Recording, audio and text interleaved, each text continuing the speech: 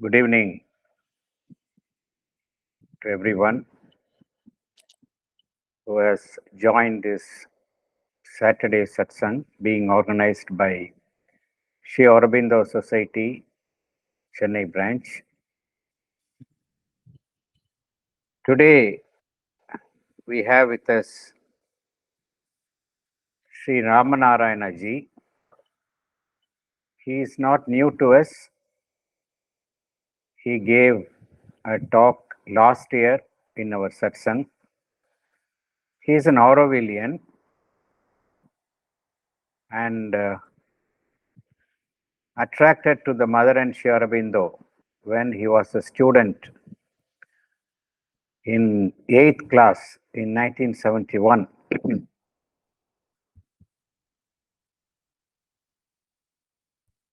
Afterwards, no turning back. And he has taught in schools, he headed schools, propagating Sri Aurobindo's integral education. And finally, he came to Auroville and settled there.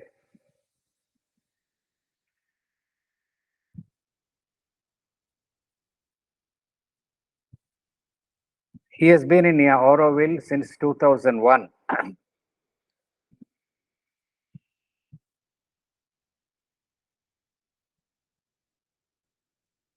He is working in the administrative team of Sri Aurobindo International Institute of Educational Research since March 2007. He has written a beautiful article in the book Blessed Are Those. His article is titled Never Saw But Always Remember. So what I'll read a few sentences from his own article. He says the whole universe remembers the mother because she is the universal mother. The whole world remembers her because she is the divine mother. Amongst all, I remember her because she remembers me. See, such a beautiful message of homage he is paying to the mother and Sri Aurobindo. Nothing else can suit his orientation to the mother and Sri Aurobindo. I welcome Ramanarayana ji, and today he is going to speak. The topic of his speech is the new idea. Again, the topic also came in a very strange divine coincidence. When I messaged him and asked him about the topic of his talk, it seems instantaneously the topic of the talk came to his mind when he received my message, and he immediately replied back. So such is the mother's will working at every instance. I welcome Sri Ramanarayana ji to this satsang. Over to you, Ramanarayana ji. The forum is yours. You see, this new idea concept is also very new to me because it came. I'm trying to make myself an instrument to express uh, and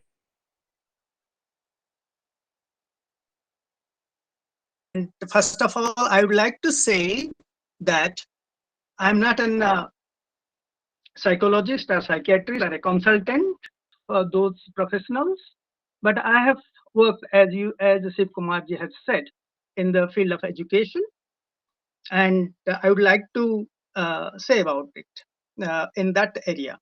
Okay, and you see, thoughts actually give rise to ideas. Thoughts wave the paves the way for an idea. And thoughts have power. You see, we have ideas, good ideas, bad ideas, wonderful ideas, miserable ideas, great ideas, remarkable ideas, wonderful ideas. But any idea is coming from a thought that we are occupied with, are engaged with. And thoughts have their own power. They are not just thoughts, they have power. And our feelings and actions reflect the power we are in touch with. Even our health, our mood are affected by our thoughts. The kind of thought is tiring us, that some kinds of thought relaxing us and widens us. As in Savitri, Sri Aurobindo says, nothing we think or do is void or vain. Each is an energy loosed and holds its course. So, whatever the thought we are occupied with, that we are thinking, and they have a power, they are generating. And if ideas are the outcome of our thoughts, then let's see where the thoughts are coming from. Thoughts make us think, correct? We think, we are thinking when thoughts try to express or manifest. We think according to our thoughts. But where are the thoughts coming from? Are we aware of them? Very often, no. We are just instruments. We are just carried away by our thoughts. And see, there are, in my understanding, there are 4 doors through which the thoughts enter into us. One is the subconscious. Second one is active consciousness through sensory perceptions. Third is the chitta. And the fourth is the higher consciousness. That means the consciousness beyond our mental consciousness, above our mental consciousness. We can deal with them one by one to give it an idea, because I would like to broaden the understanding of the idea and thought so that we can well conceive the new idea. So how it happens? Through the subconscious. Suppose there are millions and billions and trillions of pockets of thought moving in the air at any moment. At any given moment, there are trillions and trillions of thoughts moving in our air. These thoughts are created or recreated by someone else other than ourselves. We are not the creator. Just a thought enters and we are subject to that. They enter through our subconscious without our knowledge. If we have a certain kind of receptivity in our being towards them, we know only when we think or get emotional with certain events or exposure to certain feelings. The feelings, the things from the vital world, like desires, emotions, usually take this route to enter into us. As Sri Aurobindo says in the basis of yoga, it is very interesting.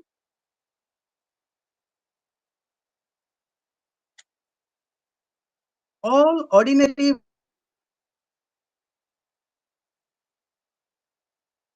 vital movements are foreign to the true being and come from outside, but are waves from the general nature, Prakriti, the capital P. The desires come from outside. enter the subconscious vital and rise to the surface.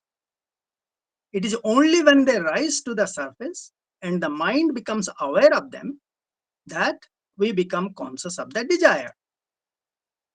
It seems to us to be our own because we feel it thus rising from the vital into the mind and do not know that it came from outside. What belongs to the vital, to the being, what makes it responsible is not the desire itself, but the habit of responding to the waves or the current suggestion that come into from the universal. You see, we go into the market and there are a lot of attractive things sold there. And there is a whole marketing skill, atmosphere, environment created there. And we get attracted and some desire pops in us. Oh, okay, let me take it. This is 50%, 70%, 80% offer. But below that, the market is using our emotions, our desire to sell their product. But when it entered into us, we didn't know, we were not aware, but we are caught by it and we end up buying something. Suppose there is a quarrel or fighting happening in our neighborhood. We were not involved in it, but when we go closer and closer to it, we get affected by the emotion that is there active. Either we get agitated, we get feel sorry, whatever, something happens. But we didn't have that. But the in the air, that the whole feeling and emotion was there, and it entered us.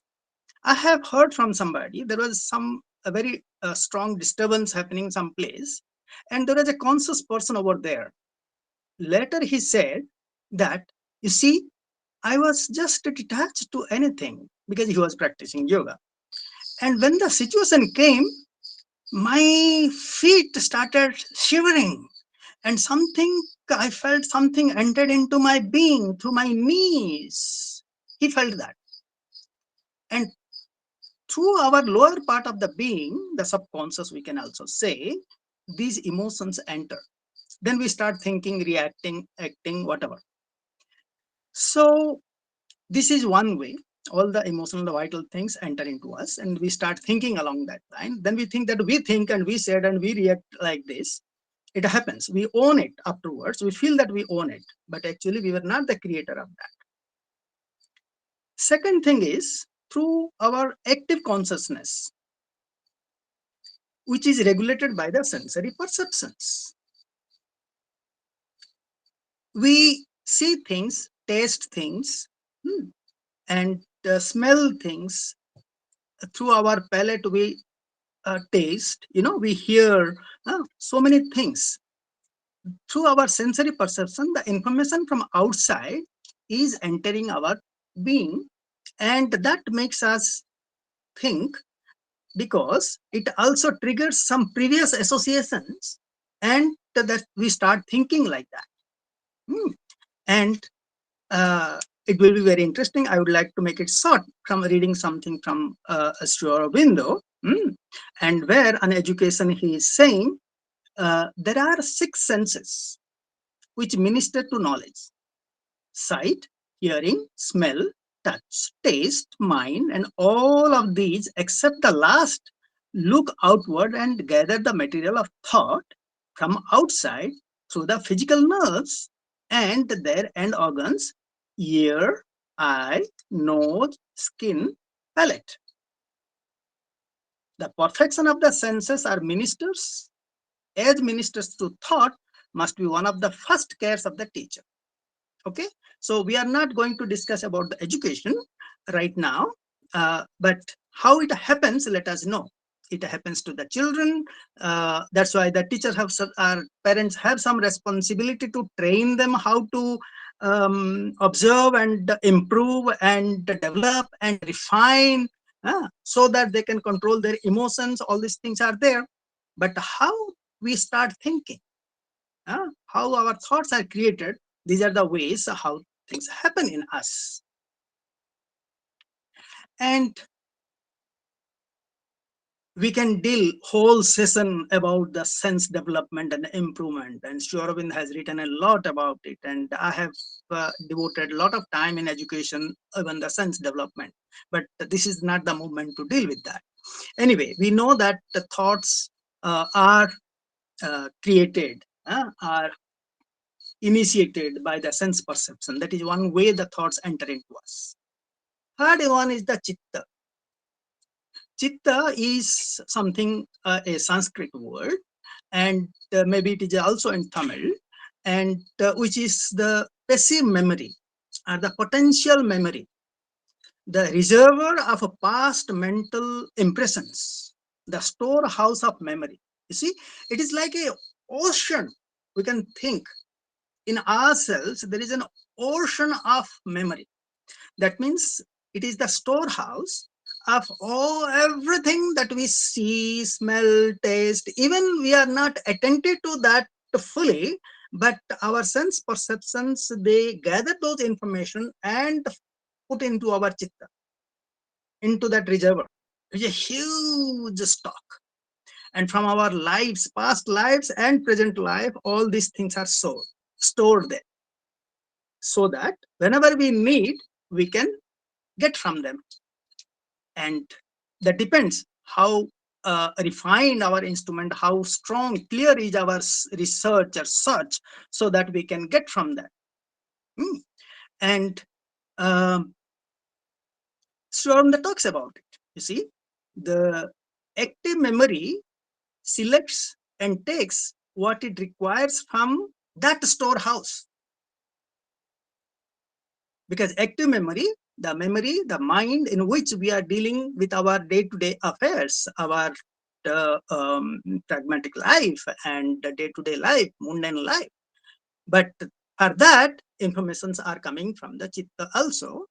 And sometimes we remember, recollect, oh yeah, like this, all these things are coming from our chitta storehouse. But the active memory is like a man searching among a great mass of locked up material. Something he cannot find what he wants, because it is a huge stock. And active memories has to search a right thing. Often in his rapid search, like we in Google, we search also, no? Often in his rapid search, he stumbles across many things for which he has no immediate need.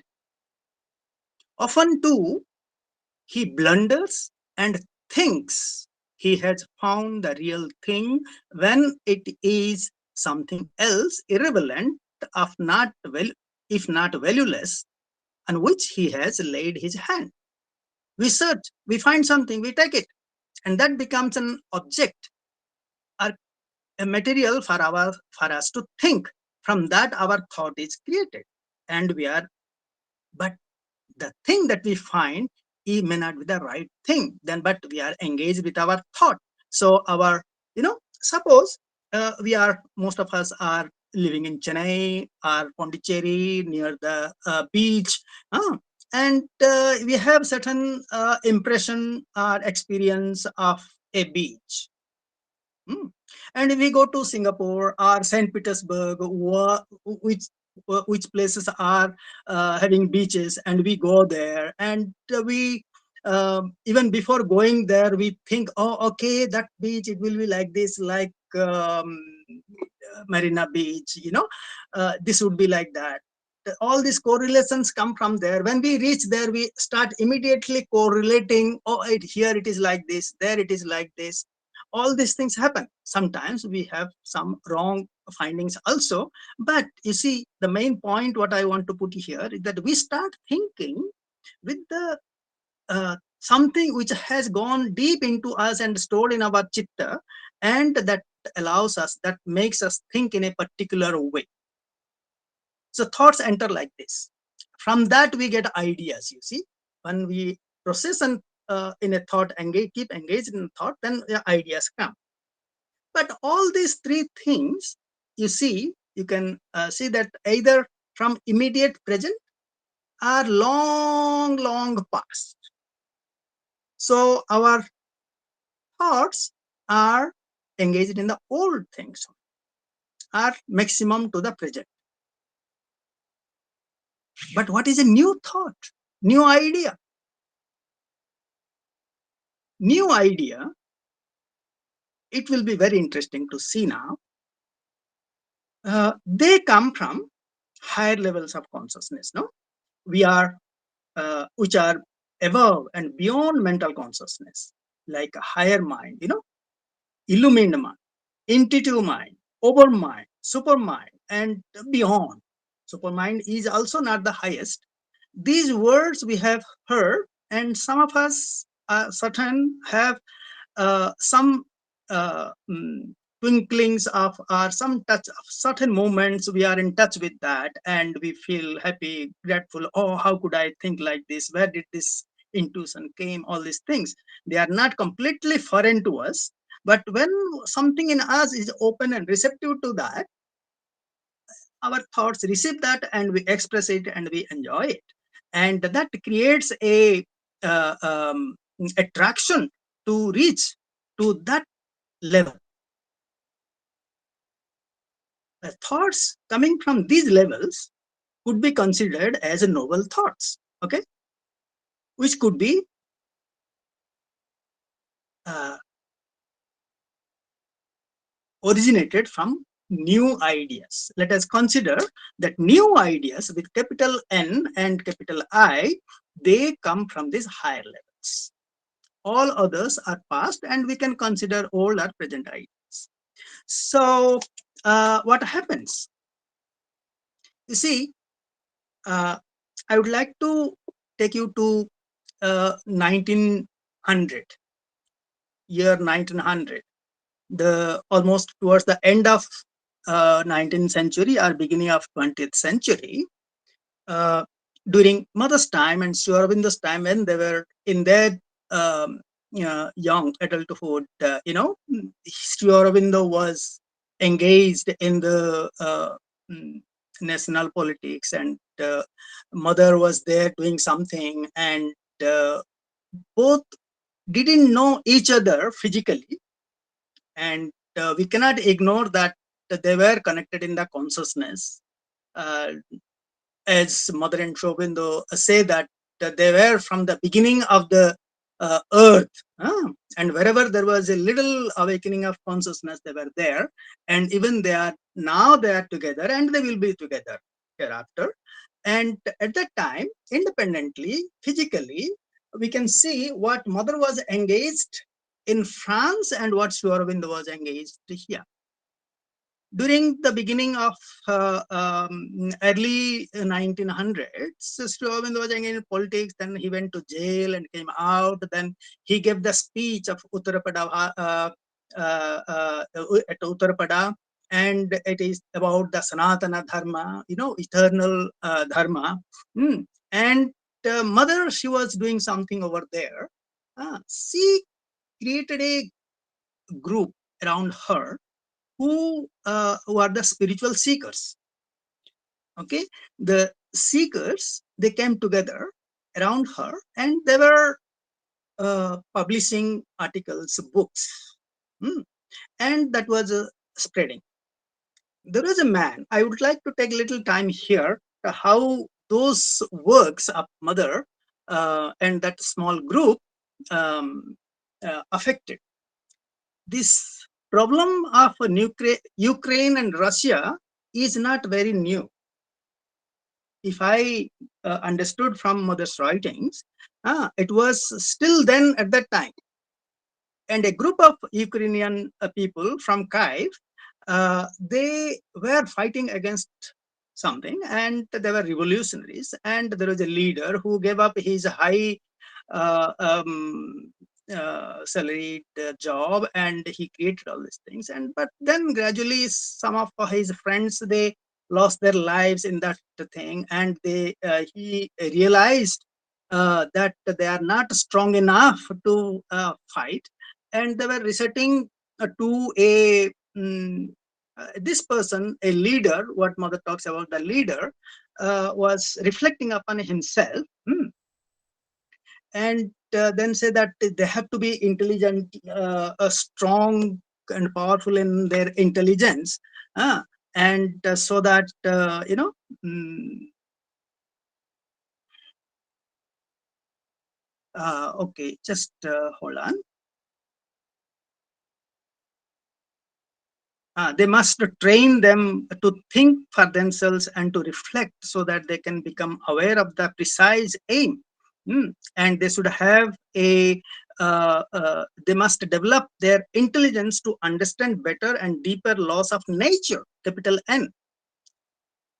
So those who are fighting for the sake of fighting, losing and gaining, and without reflecting, they wouldn't say all these things. So something in him also was being connected to something beyond his mind, higher. That's why, which made him think that they have to understand the deeper laws of nature. Then, while they were a few, those who were still surviving, they were reflecting upon their own thing. They said, this leader said to the other friends, I have told them that for a nation to win its freedom, it must first of all deserve it, make itself worthy of it, prepare itself to be able to enjoy it. And this was acceptable to all of them, and they said yes, yes. Then by then the writings of the mother and this group, they came across, they found that yeah, we should approach this group to guide us. Then with a very torn cloth and everything, one day this man, the leader, he came to mother's group. And this mother's group, they have actually given a French name, of course, which could be translated as a new idea. Okay, so they were in touch with something higher world, and the things were coming there, and they were trying to exercise, and they were trying to put them into publication, and this reached these people, and then from that they were inspired, and they say we shall use to spread these beautiful thoughts of solidarity, harmony, freedom, and justice among the people. So they are now giving up their external fighting, and they contemplate in that. But he convinced his friends. Then there was something confusion in him. I sometimes wonder if my psychological, philosophical dream is only a utopia, whether I am wrong to lead my brothers along this path, whether it is only cowardice. In brief, if we could do, we would not do better. Oppose violence to violence, destruction to destruction, bloodshed into bloodshed to the very end. So one part of him is saying that they have to oppose violence with violence. The other part is saying that we have to spread the solidarity, harmony, freedom, because they are touching with this new consciousness, new idea. So it happens in us also, no? Sometimes, so we are also getting bewildered, confused. And with that confusion, he had come to take help of this group, the new idea group, guided by mother. And mother says there, violence is never a good way to bring victory to a cause such as yours. How can you hope to win justice with injustice? Harmony with hatred? See, before that, in the world, we have seen fightings have happened, violence with violence, destruction with the destruction. Even now it is happening. Those who are caught by that consciousness, they have not gone up. They do that. It was then, it is now, but now more and more the new consciousness is happening, coming. And even though the thousands of ammunitions are ready for the world to destroy for 1,000 times another world war, But that is not happening, and it is not going to happen, because this new idea, new consciousness is pressing in everybody and controlling it. Anyway, so let us focus more on the new idea. Uh, so in this discussion, a lot of things can come, but this person, he has sought the help of the group, the new idea group, to do that. And at that time, the activity of this new idea group was quite there is a very good structure of that. In 1912, mother had this group, which is aiming at gaining self knowledge and self mastery. Their structure was every week they would have a session, and at the end of the session they would create a question to answer individually, and they would reflect and come back next session to answer that. But at the end of the session, mother, who used to write an article, an essay, which would be presented to them. For example, in 1912, one of the topic is, what is the most useful work to be done at the present moment? What is my place in the universal work? Another time. Another week, what is the greatest obstacle in ourselves to our consecration to impersonal work? What is the psychological difficulty which I can best study by experience? So these all articles where there are a few more, I'm not taking more time there. So articles were tuning them to the new idea which is trying to manifest, and they became the channels for the manifestation. Okay, so what happens in this way? It goes, and Sri Aurobindo was, as I told you, busy in this side. And now also we see this is an age when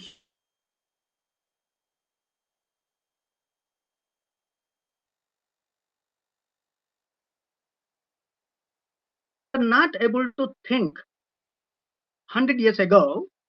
Now they are coming, they are pouring in all the fields of our life, our earthly life.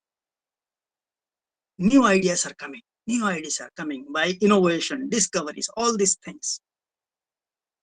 Every sphere, because a new creation is at the verge, and there is a new creation happening.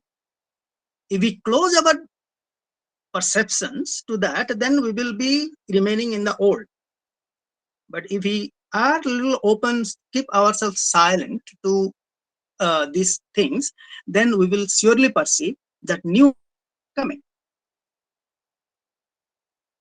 And you see, when mother came in 1914 to ashram, and she was completely immersed with that, and details we don't have to say how she came and met Sri Aurobindo. But after meeting Sri Aurobindo, she and her husband together joined Sri Aurobindo, and they started a magazine called Arya. The Arya magazine is a way to express, give form to spread the new idea. And they started the business like honesty. It is again a new idea. And they started a group of few people who come and read together. It's a kind of satsang, like Chennai Satsang group. Okay, so now the time has come for a new idea to manifest upon earth, and it's happening more and more. The new ideas are nothing but gods who are embodying themselves through the new idea, inspiring human beings to become their instruments. gods, they come, take a form.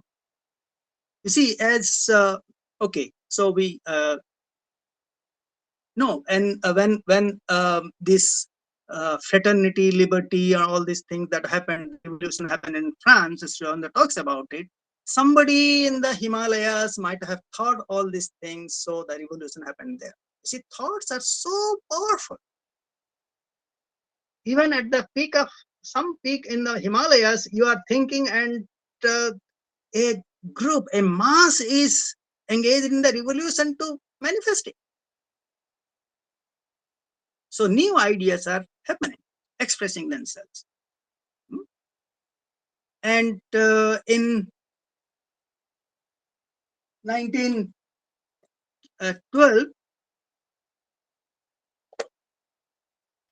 yeah, there were even a lot of discussions. I think we don't go much there now.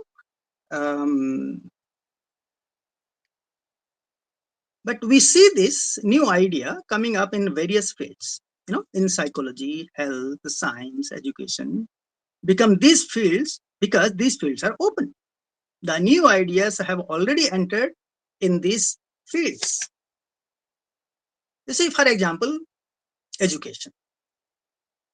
Stone has told so much about the education. And what is this new idea in the education? That is very interesting to read. We consider that the children are our property. No? And they are a lump of clay or a piece of wood for the teacher to give a shape, either to an engineer or an architect or a doctor or something. But nobody thinks that they are with full potential of themselves. They have a purpose in life to manifest, and they have a lot to progress. And I think Sri Aurobindo's words will be more powerful than what I would say. So I will read two small pieces from there. Sri Aurobindo says, the child was in the ancient patriarchal idea the life property of the father. He was his creation, his production, his own reproduction of himself. The father, rather than God, or the universal life in place of God, stood as the author of the child's being.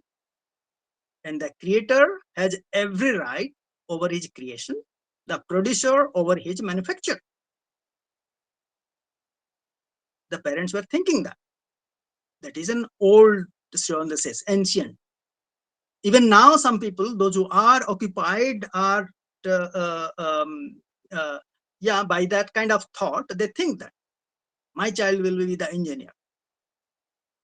But if the child has the potential of becoming an artist, then you push him to engineer, then he goes in the hostel and does the suicide.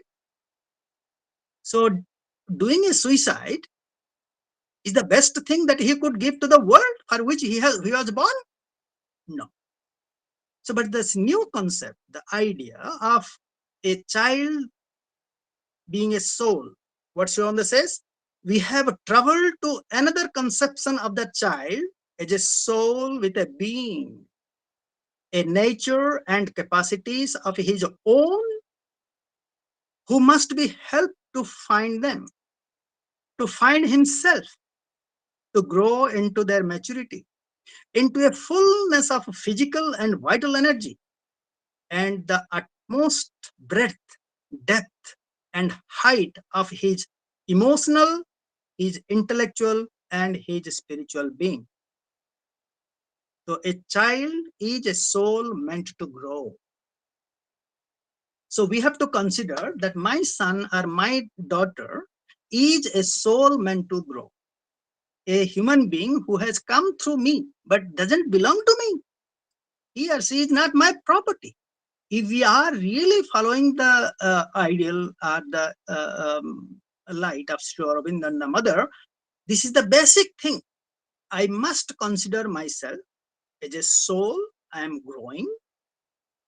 Because we are, again, according to the mother, we are on earth to progress and we have everything to learn. So a soul is there to progress. So we have certain responsibility to bring the child up till he gets his own consciousness, conscience, or confidence of being guided by himself or herself. Then our responsibility is a kind of over, allowing the child to open his wings and fly into the universe, in the world. And we don't prepare. Shown in his article also says that we even put millions of rupees into the bank account so that my son or daughter doesn't face any difficulty. Whether the child takes in that way or not, I don't know. In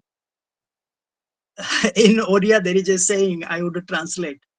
If you save for your child, it is useless, because if the child is not worthy of using the savings, then he will lose it. Why do you save for him or her?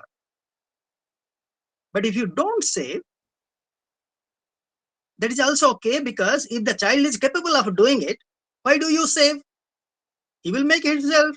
I have seen people from even very low income group they have gone suited up to the very high income group. So let's see whether we are obstructing their growth or helping them. We have to reflect. See, it is very interesting also to, it is important to also relate here.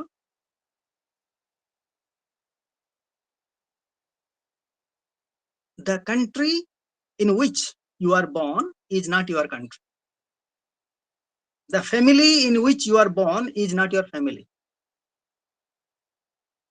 The religion in which you are born is not your religion. There by accident that we are born in that country, then that religion, and in that family. So one has to find one's own identity in terms of all these three. That is, at the end, if you really find your identity, it is the divine is your identity. And you see, we are talking about education. In the new idea has come into field of education. I will give some examples of in different fields if it helps us to understand. Suppose for education, even the word integral education, integral yoga is completely new, correct? Before Sri Aurobindo, nobody spoke about integral yoga. It's a new idea. New idea is not just an idea, it is something straight from the above. Sri Aurobindo is direct, straight from the Supreme. Direct from the Supreme, he is talking about. He is not just a revelation. Okay. So the concept of integral education, the idea of integral yoga is practiced in ashram. First, the ashram was created to practice integral yoga. But later, quite later, because of the need, after the Second World War, some parents left their children with the mother, and she found that they should be given education, and then they started the education center. The integral education concept came. Mother wrote a few articles on education. You might see in the book Education, science of living and mental education, physical education, vital education, psychic and spiritual education. Sri Aurobindo had written something. All these things came, but they are being practiced only in ashram, correct? And with whom?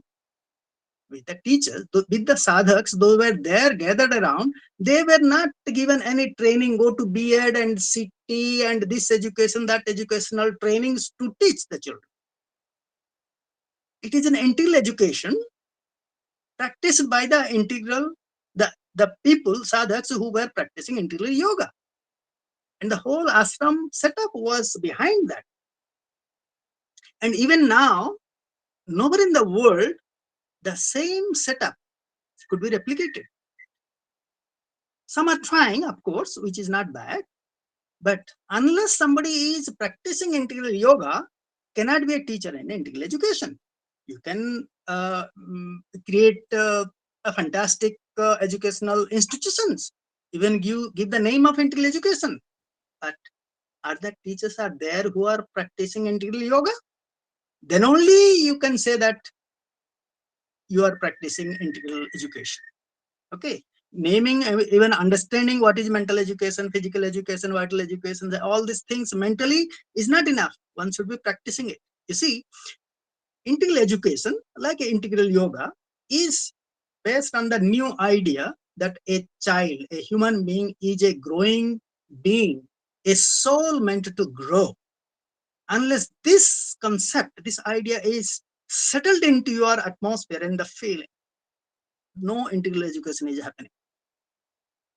See, integral education, you talk, you are progressing, the teacher is progressing with the urge for progress, that was the teacher is there, you radiate an atmosphere for the child to grow from within.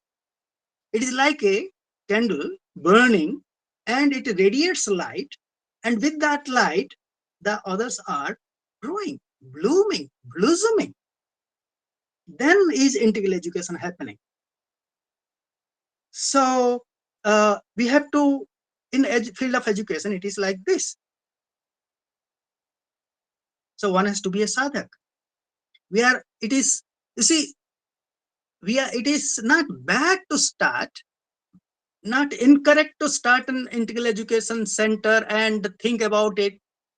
There are different approximations, it could be like this. And you see, now in the state from which I have come, it is Odisha. There are hundreds of Aurobindo integral education centers. We cannot say that there are thousands of integral education teachers, but surely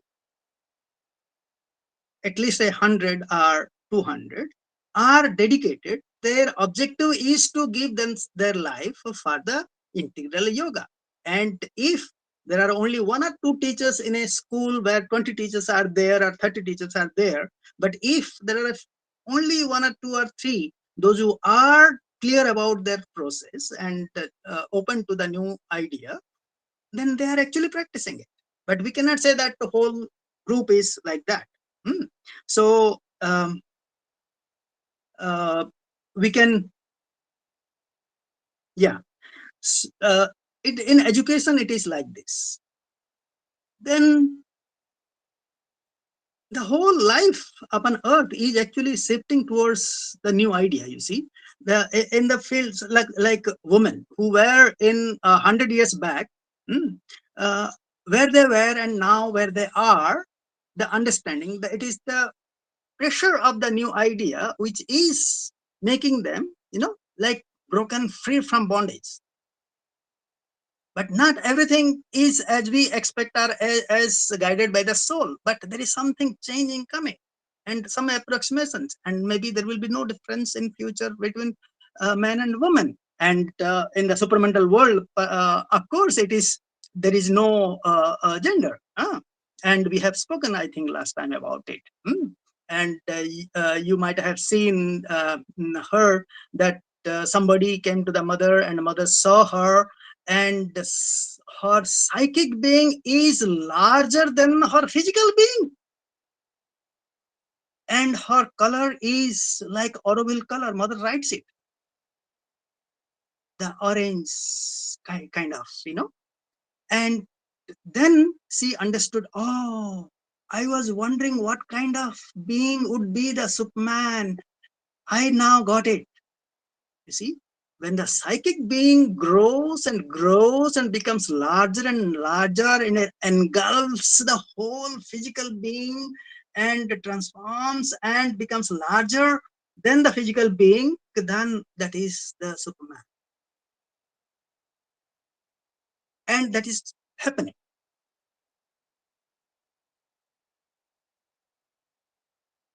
And you see, I can give an example of there was a person who was the professor in Odisha, and he came to ashram. Then One day he felt like that he would do mother's work and spread the mother's work outside, and because he's from Odisha, he could go and do there.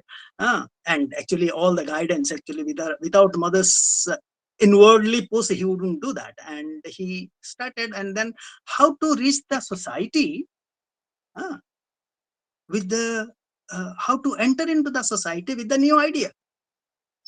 And he analyzed there are 4 doors through which we can enter into the society with a new idea, new thought. One is education, second is politics, third is business, and fourth is agriculture. I've heard directly from him that he found all these things, and the easiest for him was to enter the society through education, because the politics that is practiced nowadays, it is full of hypocrisy. And business, he didn't feel that he could do it, and agriculture to some extent. And there were also agricultural field and farms over there, but first was education. And education, like our satsang here, study circles. Now there are thousands of, maybe a million of study circles. I don't know, I don't say million, maybe many thousands, okay, of study circles in Odisha, in every nook and corner. And now that is happening in many places, in Delhi or Pranchal or Maharashtra and Tamil Nadu, Andhra Pradesh. There are a lot of study centers, and that we can say satsang. And he started with that, and then he proceeded. So my aim of bringing this is that we can enter into the society with the new idea with these 4 doors.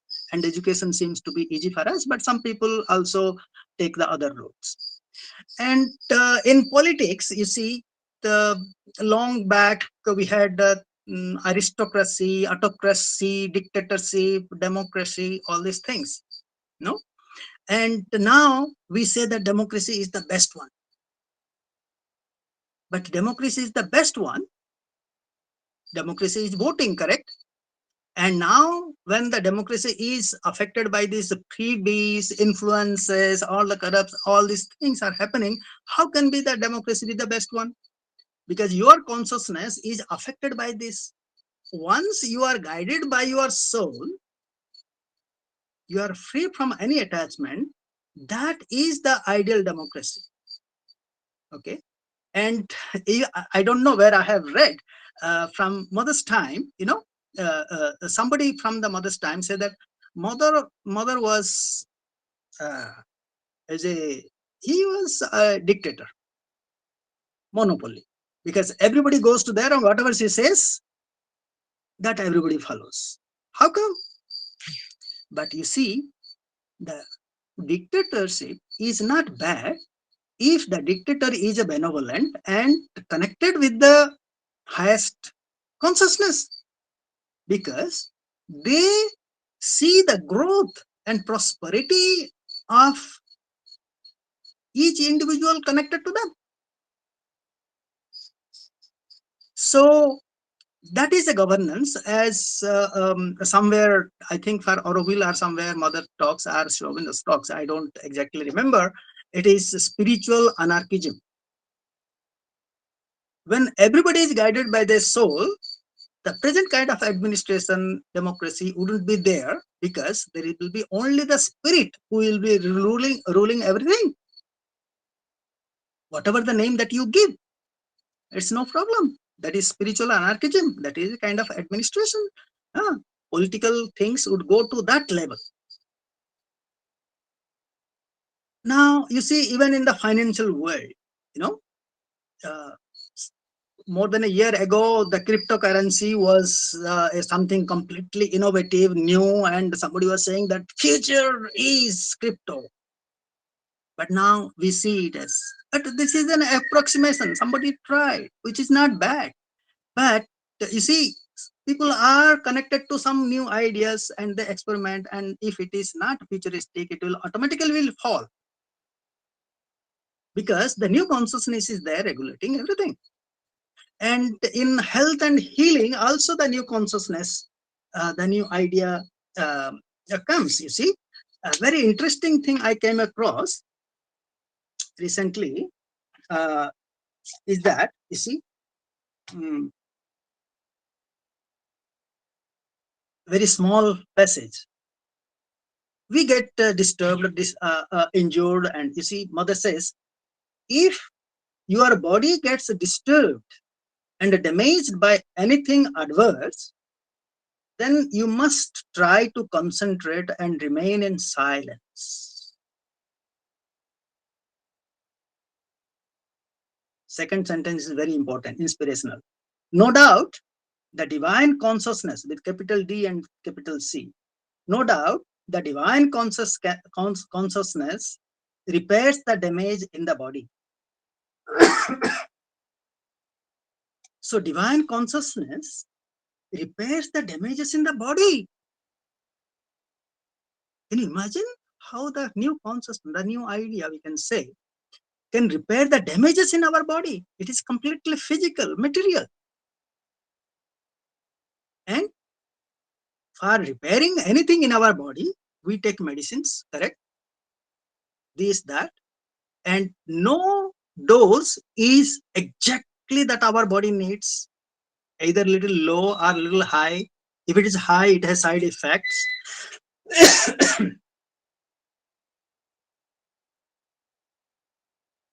Sorry.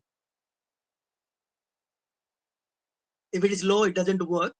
But the divine consciousness, when it works, it is just appropriate, exact. And it can repair the damages. And based on this, lot of practices have come. And Auroville is a wonderful place to practice all these things. And it can be practiced all over the world too. And regarding the, even the art and culture, mother talks to Hutta, who was an artist, and she said to her, I want you to do something new. You must try to do the future painting in the new light, capital N, capital L. You must try to do the future painting in the new light. There is a reason why I always ask you to paint mostly on a white background. It is an attempt to express the divine light without shadow in the future painting. But everything will come in its own way. In the future painting, you must not copy blindly the outer appearance without the inner vision. Never let people's ideas obsess your mind and their advice too regarding the future painting. Do not try to adopt the technique either of modern art or of old classical art, but always try to express the true inner vision. It is very important. But always try to express the true inner vision of your soul and its deep impression behind everything to bring out the eternal truth and to express the glory of the higher worlds. And her paintings, which are future paintings, it is very clearly seen in the paintings and meditations on Savitri. The whole set, I think around 1,000 paintings that are exhibited regularly in Savitri Bhavan.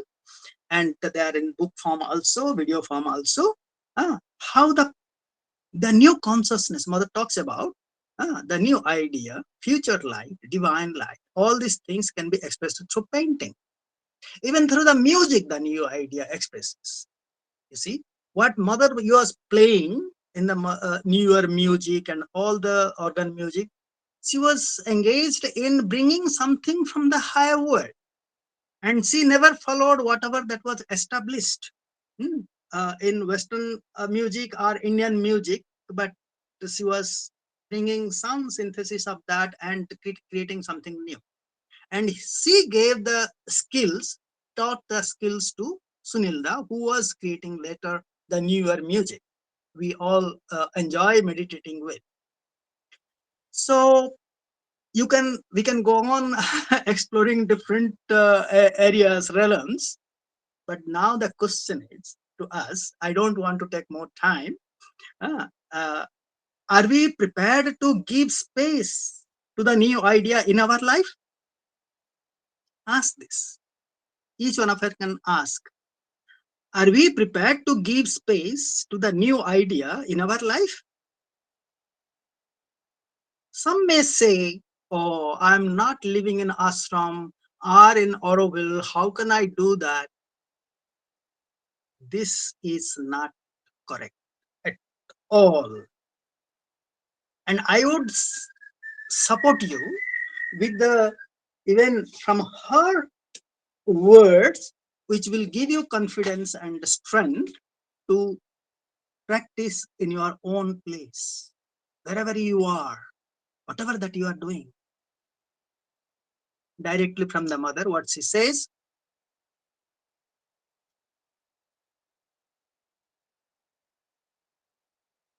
which is after 1956, of course, in 7th of February 1957, in a conversation, during a conversation, mother talks. You can read it from the question and answer 1957 book. Maybe it is page 39. She says, of course, it does not work only in the ashram. It is working in the whole world and in all places where there is some receptivity. Where there is some receptivity, this force is at work. And I must say, the ashram hasn't any exclusive receptivity in the world, the monopoly of receptivity. I was shocked to read the word monopoly. Even mother text says that ashram doesn't have any monopoly of receptivity. It is working in the whole world. So wherever you are, wherever we are, whatever that we are doing, if we are open to the higher consciousness, practicing, trying to practice integral yoga, and open ourselves to this new energy, new force, new light, new consciousness that is very actively working in this world, we can do that. We can be receptive to that. So it applies the same to all the places that I referred in Odisha. They don't have also any monopoly that, oh, only in Odisha it can happen. No, not only in Tamil Nadu, not only in Auroville. Even Auroville, we can say that, oh, people say, oh, Auroville. Recently, I had been in a camp in Nainital sourcing our oneness. Some people from Gujarat said that, oh, we were thinking Aurovillians are aliens. They saw them. So this kind of understanding that only Aurovillians can do that, only ashramites can do that, that is not fully correct. If what mother says here is correct, it is sure that some have been chosen to participate in the experiment that is happening in ashram and in Auroville. They are privileged or blessed for certain thing, because she wants to concentrate the manifestation in these two places, maybe some other places also. They are grateful what Shiv Kumarji introduced in the beginning. I chose in this, and there I can refer a statement from Sri Aurobindo from Synthesis of Yoga, where he says, those who have chosen the infinite, they have already been chosen by the infinite. So I can say that I have chosen Auroville to live here and work here, but actually I have been chosen. It applies the same to all others. But why not? Anybody in the world is chosen for the work, those who are open to that. Unless the divine chooses, how can you also choose? Who in you is praying? Maybe the divine in you is praying to the divine. So let us believe that we are blessed. That's why we are congregated here in this satsang. We are listening to this, and let us be grateful that we are participating in this. We are open to this new consciousness and move forward. Thank you for giving this opportunity. I am really happy to share whatever that came, and I'm grateful.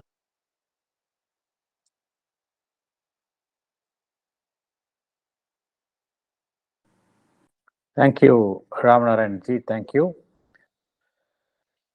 Any questions are there from the participants? You can please share your thoughts.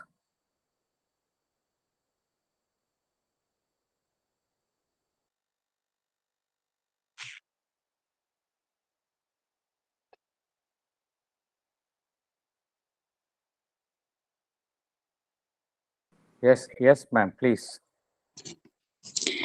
Gratitude, Mother. Sir, you spoke like we are just sitting around you. Like that, you spoke to us. Introduction on thoughts and its origination was very helpful to me.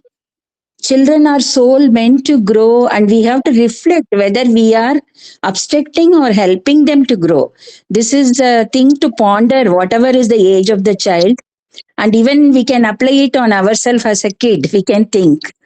And about idea, I just got a small acronym when I was listening to you. I for inwardly, D for divine, E for educate, A for all. Inwardly, divine, educate all. Like that, I thought. And your last question was very good. Are we prepared to give space to new idea? That really we have to think and work inwardly. Thank you, sir. Thank you so much. Nice to hear that from you. Thank you. Thank you, sir.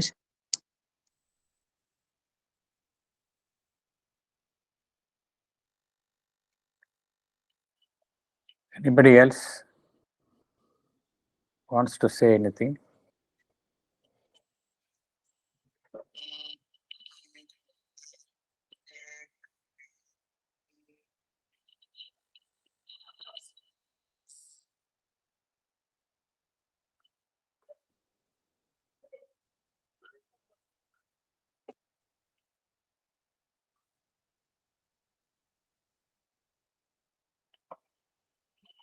Thank you, Ramanarayana ji. In fact, you opened uh, a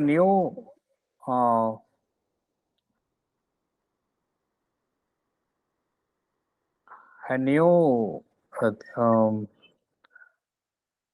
a shift in our thinking. In fact, you have spoken about what really our thoughts are. Thoughts have power, and nothing we think is vain or void. And also, you have spoken about how thoughts come from various sources. You have listed 4 sources. One is from outside, it gets lodged in our subconscious, and then it comes up as our own thoughts, but they are not really ours. They really came from outside. Second is through our active consciousness, through our senses. Third is our memory serves as a big storehouse in which all our thoughts are stored. What you have termed as chitta. But all these things are all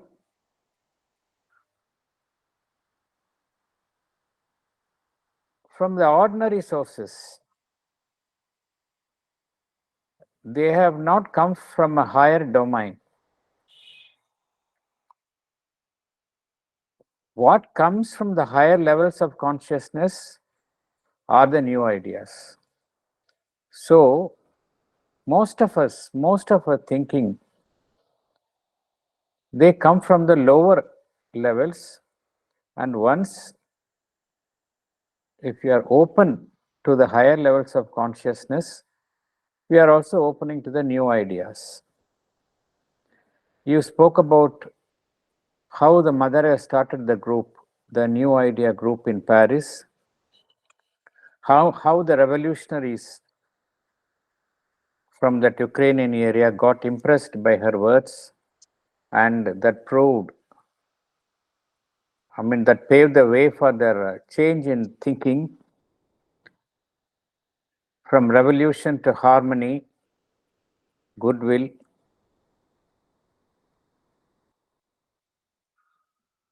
Where we can exercise these new ideas, you have also mentioned. These new ideas we can exercise in the field of education, politics, business, agriculture, and you also spoke about how the mother has guided us, guided many of the ashramites, and whatever mother said was accepted by by everyone. In fact, that reminds me of one incident when a person from the United States of America, he was running a magazine called The Hindu, a journal from the US, and he came to visit the mother. And I think I don't know, some European. He was a European. Who came to visit the mother, and he learned that the mother had got full command over all the sadhaks, and whatever the mother says, it was simply obeyed by all of them. And he was asking, is it not a dictatorship that you're exercising on everyone? Mother said, yes, it is a dictatorship, but it is a benevolent dictatorship. That was the mother's answer to him. So this is whatever the mother spoke about were all new ideas because they came from the higher consciousness. Now, since the supramental consciousness has begun to be active in this earth atmosphere, the new consciousness is at work, and whomsoever is open to it, they are also open to the new ideas. This is what you have said, because this is a great opportunity. Now it's available to us, which never existed before in the earth atmosphere. So it is our bounden duty to open to this new consciousness, which is very active in the earth atmosphere.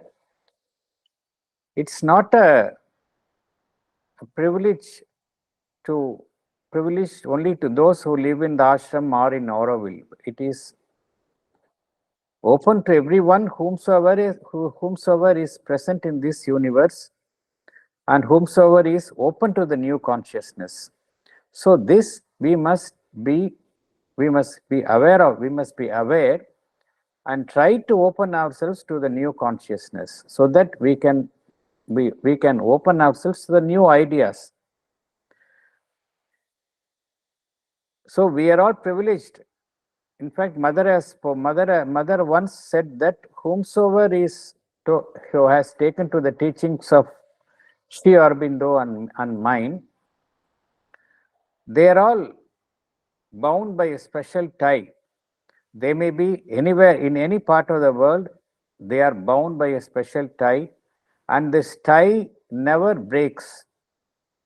So we are all privileged people. In fact, opening to the mother is a supramental Mahashakti. So opening to the mother automatically opens us to this new consciousness. So from the real takeaway from your talk is, we should be conscious of the fact that we are all privileged to have come to the mother in Sri Aurobindo, and we should try to open ourselves to the mother's consciousness as much as possible, so that we can receive new ideas and we can bring about the transformation around us. This is what I have grasped from your talk, Ramanarayana ji, but it's a new thinking. You see, in fact, we all spoke so many things in a routine manner, but this opening to the new ideas is a real eye opener for us, and I thank you very much for provoked our thinking. Let us all aspire to open to the new consciousness and to receive the new ideas. Thank you very much, Ramanarayana ji. Thank you for your words.